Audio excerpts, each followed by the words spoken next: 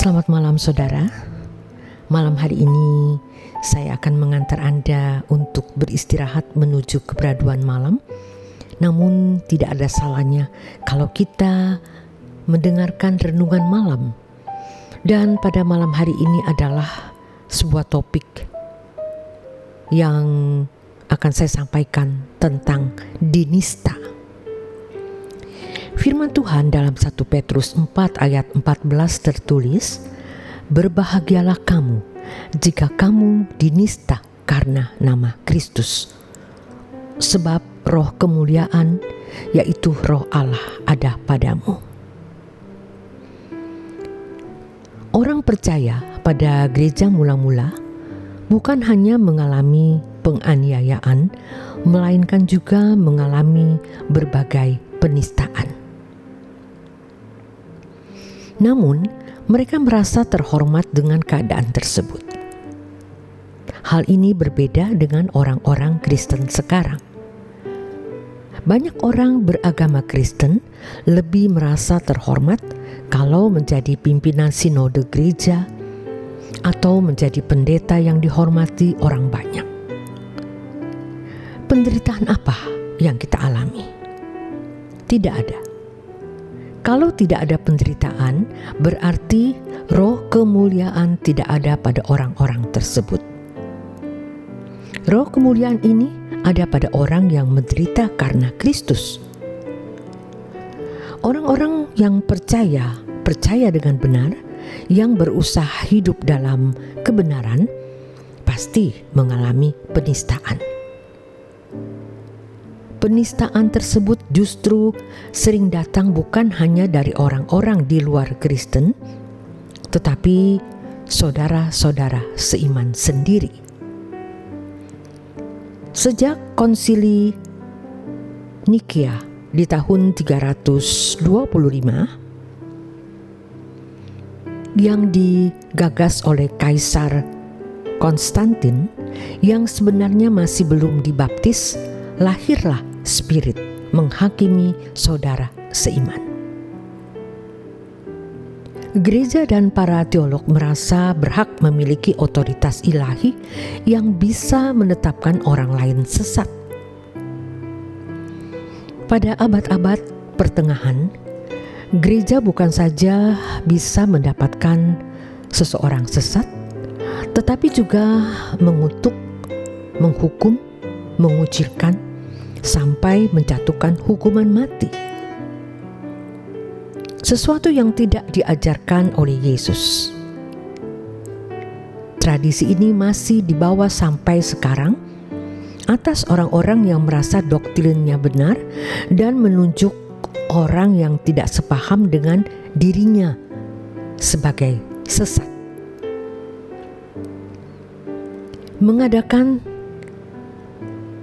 persekusi secara atau melalui medsos dengan berbagai kata-kata yang tidak pantas diucapkan sebagai orang saleh. Perbedaan pendapat sangat mungkin terjadi.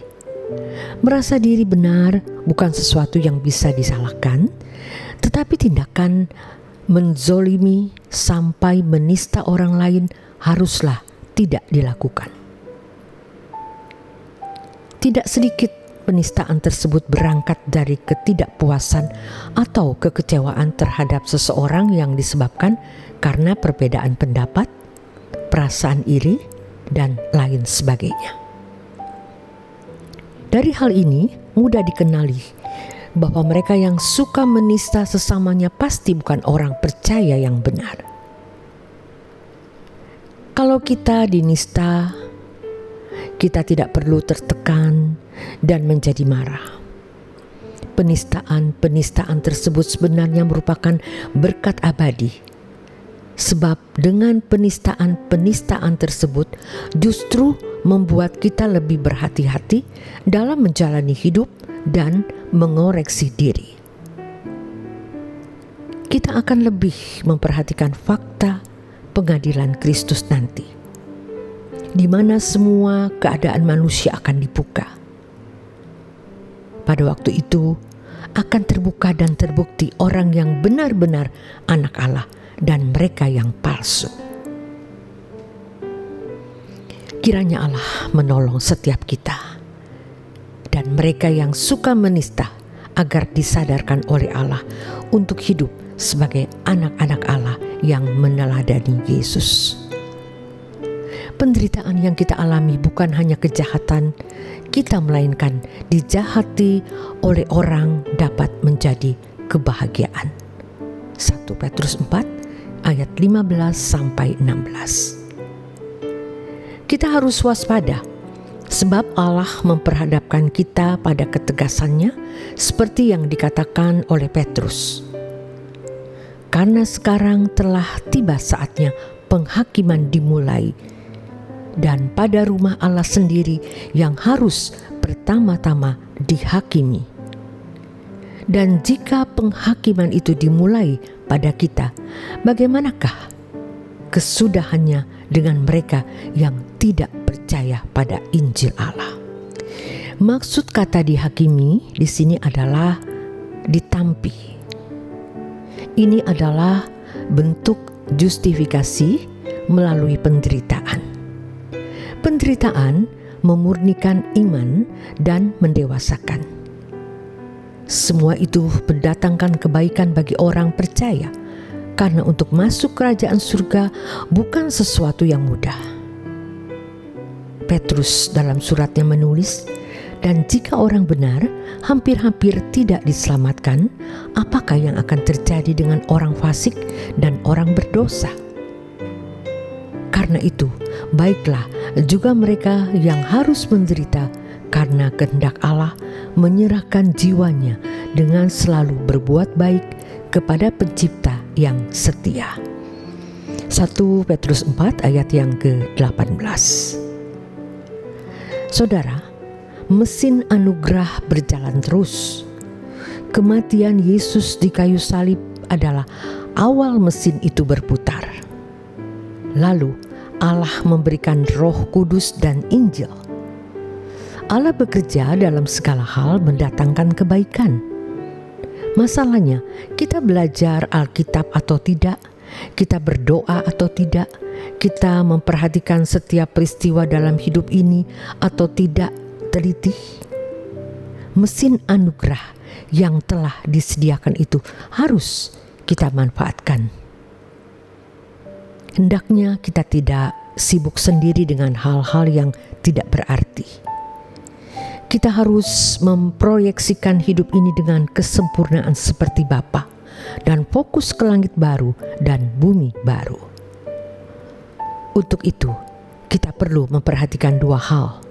Pertama, kalau kita percaya kepada Tuhan Yesus, kita harus hidup suci meskipun untuk itu kita dirugikan secara materi, menderita, dan kadang menjadi sangat susah. Yang kedua, kita harus percaya bahwa langit baru dan bumi baru adalah tempat pelabuhan kita. Allah tidak menurunkan standar, tetapi Allah menyiapkan fasilitas.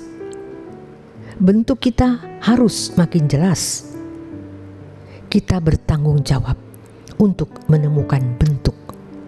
Bentuk ini tentu adalah wajah Tuhan Yesus yang harus tergambar dalam hidup kita.